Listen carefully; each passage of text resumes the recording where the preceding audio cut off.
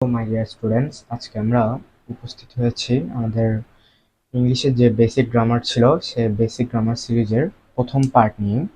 প্রথম পার্ট আমরা আলোচনা করব আমাদের যে গ্রামার রয়েছে সে গ্রামার বিভাগের যে বেসিকগুলো রয়েছে সে বেসিকগুলো উল্লেখ করব এবং সে বেসিকগুলো কেন দরকার এবং সেগুলো পড়ার মাধ্যমে আমরা কি শিখতে পারবো এবং তা কেন দরকার তা আমরা জানতে পারবো। ঠিক আছে, তো আজকে আমরা যে বিষয়টা নিয়ে পড়বো সে বিষয়টা হচ্ছে English grammar basic rules with explanation. আচ্ছা, আমরা জানি ইংলিশ হচ্ছে আমাদের ইন্টারন্যাশনাল ল্যাঙ্গুয়েজ, অর্থাৎ ইংলিশ হচ্ছে আমাদের জাতীয় আন্তর্জাতিক ভাষা। তো এই ইংলিশ ভাষাটি শিখতে এবং লিখতে আমাদের নিশ্চয় গ্রামার রুলস জানতে হবে। এখন এই গ্রামার রুলসগুলো জানতে হলে আমাদের কিছু বেসিক দরকার। এই বেসিকগুলো আমরা পড়ার মাধ্যমে কি করতে পারবো, আমাদের যে ইংলিশের দক্ষতা রয়েছে সে দক্ষতাকে আরো বৃদ্ধি করতে পারবো। তো এই দক্ষতা বৃদ্ধি করার মাধ্যমে আমরা ইংলিশের আগের আগের থেকেও আগের তুলনায় আরো পরিপাটি এবং সুন্দরভাবে ইংলিশকে উপস্থাপন করতে পারবো।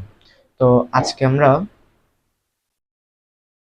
তো আজকে আমরা যে টপিকগুলো পড়বো সে টপিকগুলো হচ্ছে, ফার্স্ট টপিক হচ্ছে আমাদের পার্টস অফ স্পিচ। এখন পার্টস অফ স্পিচ বলতে কি বোঝায়, একটা বাক্য বা একটা সেন্টেন্সের মধ্যে বিভিন্ন প্রকার শব্দ বিদ্যমান। সে শব্দগুলো কোন কোন শ্রেণীর অন্তর্ভুক্ত এবং সে শ্রেণীগুলো নাম কি, সেগুলো নিয়ে যে বিভাগে আলোচনা করা হয় সেই বিভাগের নাম হচ্ছে parts of speech. Parts of speech মূলত 8 প্রকার। সেই 8 প্রকারগুলো কি কি: noun, pronoun, verb, adverb, adjective, preposition, conjunction and interjection, etcetera. এগুলো হচ্ছে আমাদের পার্টস অফ স্পিচের অংশ। পার্টস অফ স্পিচ পড়ার মাধ্যমে আমরা মূলত জানতে পারি আমাদের একটা সেন্টেন্স বা একটা বাক্যের মধ্যে কত প্রকার শব্দ রয়েছে এবং সেই শব্দগুলো কোন কোন শ্রেণীর অন্তর্ভুক্ত, তা আমরা খুব সহজেই পার্টস অফ স্পিচের মাধ্যমে জানতে পারি এবং বুঝতে পারি। এরপর আমাদের যে অংশটা রয়েছে সেই অংশটার নাম হচ্ছে সেন্টেন্স স্ট্রাকচার। এখন কথা হচ্ছে সেন্টেন্স স্ট্রাকচার অর্থ কি। সেন্টেন্স স্ট্রাকচার অর্থ হচ্ছে একটা বাক্যের মধ্যে বা একটা সেন্টেন্সের মধ্যে আমাদের 3টা জিনিস জানতে হয়। সে 3টা জিনিসগুলো হচ্ছে কি কি: এক হচ্ছে সাবজেক্ট, দ্বিতীয় হচ্ছে ভার্ব, তৃতীয় হচ্ছে অবজেক্ট। এই তিনটা এই 3টা টপিক ছাড়া আমরা একটা সেন্টেন্স তৈরি করতে পারবো না। এখন কখন কোন সাবজেক্টের পরে কোন ভার্ব হবে এবং ভার্বের সাথে অবজেক্ট কিভাবে যুক্ত করতে হবে সে নিয়মটি মূলত আমরা জানতে পারবো কিসের মাধ্যমে, আমাদের যে সেন্টেন্স স্ট্রাকচার রয়েছে সে টপিকের মাধ্যমে মূলত একটা সেন্টেন্স কিভাবে গঠন করতে হবে আমরা ওটা জানতে পারবো। আমাদের তৃতীয় যে টপিকটি রয়েছে সে টপিকের নাম হচ্ছে টেন্স। টেন্স অর্থাৎ কি? টেন্স অর্থাৎ বোঝাচ্ছে সময়। সময় বলতে একটা বাক্যের মধ্যে যে শব্দগুলো ব্যবহার করা হয় সেই শব্দগুলো কোন কোন শ্রেণীর অন্তর্ভুক্ত, কোন কোন সময়ের অন্তর্ভুক্ত, সেটা কি বর্তমান কালকে বোঝাচ্ছে নাকি অতীত কালকে বোঝাচ্ছে নাকি ভবিষ্যৎ কালকে বোঝাবে, কোন কালকে বোঝাবে মূলত সেগুলো আমরা কিভাবে নির্ণয় করতে পারবো, সেগুলো মূলত আমরা নির্ণয় করতে পারবো টেন্সের মাধ্যমে। এরপর আমাদের যে টপিকটা হচ্ছে আর্টিকেলস। আর্টিকেলস আমরা সবাই জানি। আর্টিকেলস গুলো হচ্ছে কি কি: এ, অ্যান, দা। এগুলো হচ্ছে মূলত আমাদের আর্টিকেলস। এ এন হচ্ছে নির্দিষ্ট আর্টিকেলস এবং দা হচ্ছে অনির্দিষ্ট আর্টিকেলস। অর্থাৎ কখন আমরা এ ব্যবহার করব, কখন আমরা এন ব্যবহার করব এবং কখন আমরা দা ব্যবহার করব, এইগুলো আমরা যে রুলসের মধ্যে শিখতে পারবো সেটি মূলত হচ্ছে আমাদের আর্টিকেলস। এরপর আমাদের পরের যে 5 নম্বর টপিক সে টপিকটা হচ্ছে কি: use of capital letters. Use of capital letters বলতে কি বোঝাচ্ছে? ইউজ অফ ক্যাপিটাল লেটার্স বলতে বোঝাচ্ছে একটা শব্দ যখন আমরা ব্যবহার করব সেই শব্দটা প্রথম অক্ষরটা কি বড় অক্ষর হবে নাকি ছোট অক্ষর হবে। এখানে আমরা একটা ভুল করে থাকি, আমরা ছোটবেলা থেকে ইউজ করে থাকি বড় হাতের অক্ষর এবং ছোট হাতের অক্ষর, যে দুইটি শব্দ আমরা ভুল ব্যবহার করে থাকি। কেন? দেখো, আমাদের হাত তো দুইটাই সমান, একটা তো বড় একটা তো ছোট হতে পারে না। তো এখানে ইউজ করতে হবে, একটা হচ্ছে বড় অক্ষর এ থেকে জেড, এগুলোকে বলা হয় ক্যাপিটাল লেটার্স, আর অন্যগুলো হচ্ছে স্মল লেটার্স বা ছোট অক্ষর যেগুলো হচ্ছে এ থেকে জেড। ঠিক আছে, তো আমাদের কোন শব্দের শুরুতে কোন অক্ষরটা বড় অক্ষর হবে নাকি ছোট অক্ষর হবে সেগুলো আমরা যে রুলসের মধ্যে শিখতে পারবো, সেগুলো মূলত হচ্ছে আমাদের কি ইউজ অফ ক্যাপিটাল লেটার্স। আচ্ছা, এরপর আমরা জানবো পাঞ্চুয়েশন মার্কস।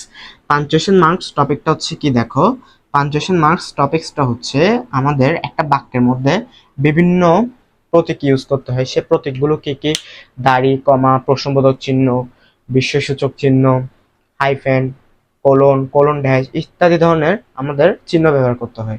এখন কোথায় কমা ব্যবহার করতে হবে, কোথায় দাড়ি ব্যবহার করতে হবে, সেগুলো আমরা যে রুলস এর মাধ্যমে শিখতে পারবো, সেই রুলস গুলো হচ্ছে কি আমাদের পাঞ্চুয়েশন মার্কস। এরপর আমাদের যে টপিকটা আসছে 7 নম্বরে, সেই টপিকটা হচ্ছে subject and verb agreement. Subject and verb agreement বলতে কি বোঝাচ্ছে? যখন সাবজেক্ট সিঙ্গুলার হয় তখন আমাদের ভার্ব কি হবে? সিঙ্গুলার হবে। যখন আমাদের ভার্ব প্লুরাল হবে তখন আমাদের সাবজেক্টটা কি হবে? প্লুরাল হবে। এটার একটা উদাহরণ হতে পারে হি রিড এ বুক। আরেকটি লিখলাম কি, হি রিডস এ বুক। এবার দেখো এখানে হি আর হি হচ্ছে আমাদের সিঙ্গুলার নাম্বার, কিন্তু আমরা এখানে ভার্ব দুই প্রকার ইউজ করছি। প্রথমটাতে ইউজ করছি প্লুরাল, আর ফার্স্টেরটাতে ইউজ করছি সিঙ্গুলার, এবং সেকেন্ডটাতে ইউজ করছি প্লুরাল। কিন্তু আমরা দেখতে পাচ্ছি কি আমাদের সাবজেক্ট হচ্ছে কি সিঙ্গুলার, অর্থাৎ আমাদের যে ভার্ব হবে সেটা হবে কি প্লুরাল। আমাদের যে ভার্ব হবে সেটা তো প্লুরাল হবে না, সে ভার্বটাও কি হবে? সিঙ্গুলার হবে। এখন দেখো যদি আমাদের সাবজেক্ট যদি সিঙ্গুলার হয়, ভার্ব হবে আমাদের কি সিঙ্গুলার। এখন আমরা এখানে সিঙ্গুলার কি রিডস তো হবে না, কারণ রিডস বোঝাচ্ছে কাকে? প্লুরাল, অর্থাৎ রিডস হবে না। তাহলে কি হবে? হি রিড এ বুক। তো আমরা যে সাবজেক্ট যদি সিঙ্গুলার হয়, ভার্ব যে সিঙ্গুলার হবে, সে রুলসটা কিভাবে জানতে পারলাম? একমাত্র সাবজেক্ট ভার্ব এগ্রিমেন্টের মাধ্যমে। অর্থাৎ সাবজেক্ট এন্ড ভার্বের মধ্যে কি ধরনের সম্পর্ক হবে সেটা আমরা কিভাবে বুঝতে পারবো? সেটা মূলত আমরা বুঝতে পারবো সাবজেক্ট ভার্ব এগ্রিমেন্টের মাধ্যমে। আর সবার লাস্টে যে টপিকটা রয়েছে সেটি হচ্ছে ভয়েস। ভয়েস আবার দুই প্রকার, active voice and passive voice. ভয়েসের মাধ্যমে একটা সেন্টেন্সকে আমরা কিভাবে রূপান্তর করতে পারবো সেটা মূলত শিখতে পারবো। তো আমাদের যে আটটা টপিক ছিল, সে আটটা টপিকগুলো হচ্ছে কি parts of speech, sentence structure, tense, articles, use of capital letters, punctuation mark, subject verb agreement, voice. তো আমরা চেষ্টা করব আমাদের প্রতিটা পার্টের মধ্যে, টোটাল 8টা পার্ট আসবে, এই 8টা পার্টের মধ্যে আমরা চেষ্টা করব আমাদের যে English grammar basic rules with explanation রয়েছে সেটিকে খুব ভালোভাবে শেষ করা প্রতিটি টপিক, এবং প্রতিটি টপিক ভালোভাবে শেষ করার মাধ্যমে আমরা চেষ্টা করব আমাদের যে বেসিক রয়েছে গ্রামারে, সে বেসিকের ভিতকে আরো শক্ত করে তোলার মাধ্যমে কি হবে? আমাদের যে ইংলিশ রয়েছে সেই ইংলিশকে আমরা আগের তুলনায় আরো পরিপাটিভাবে এবং সুন্দরভাবে উপস্থাপন করতে